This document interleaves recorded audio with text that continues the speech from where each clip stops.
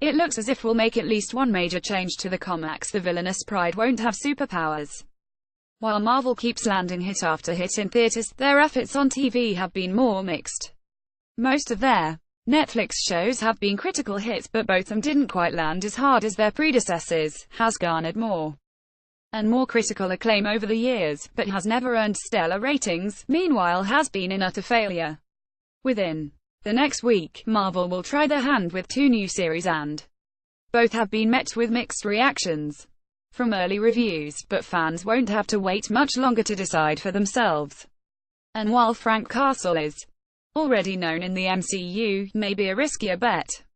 So far, the trailers have shown a fairly faithful adaptation of the comics, but it looks as if Marvel is hedging their bets a bit when it comes to the source material's fantastical nature. Related Runaways posters feature the Fistigons, dinosaurs. Moore spoke with showrunner Josh Schwartz about the upcoming Hulu series, and asked whether the Pride would be true to their comic book counterparts. Unfortunately, fans won't be pleased with the answer. None of the parents in this version have powers. You'll get a grounded approach to a lot of these bigger concepts that are explainable through science and technology, but it's more of a genre show.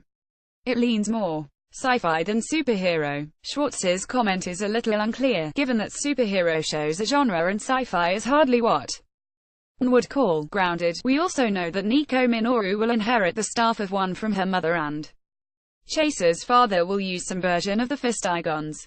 Furthermore, Carolina'll have her alien race's powers and Gert will have a dinosaur, bringing into question just what the Runaways' parents will have in terms of abilities. Though half of the Pride don't have powers, the Steins and Yorks both use advanced technology. The Steins' MO looks to be intact, but Schwartz's answer makes it unclear if time travel will be part of the Yorker story. Where Old Lace will come from, if that's the case, is unknown. As for the Minoris and Deans, Nico's parents are supposed to be dark wizards with all sorts of powers. It seems as though only the staff of one, and thus Nico's mom, will have any magic in the show. Similarly, Carolina's parents have her light-manipulating alien powers in the comics, and explaining how she has them while her parents don't in the show will be confusing. Finally, Molly's parents are mutants like she is, but with telepathic powers instead of her super strength. Given that Marvel can't use the idea of mutants, Molly's whole character is a bit of a mystery. The final question in regards to Schwartz's shocking statement is how the Gibberum will play into the show. In the comics, they're an ancient race of giants who secretly control the Pride.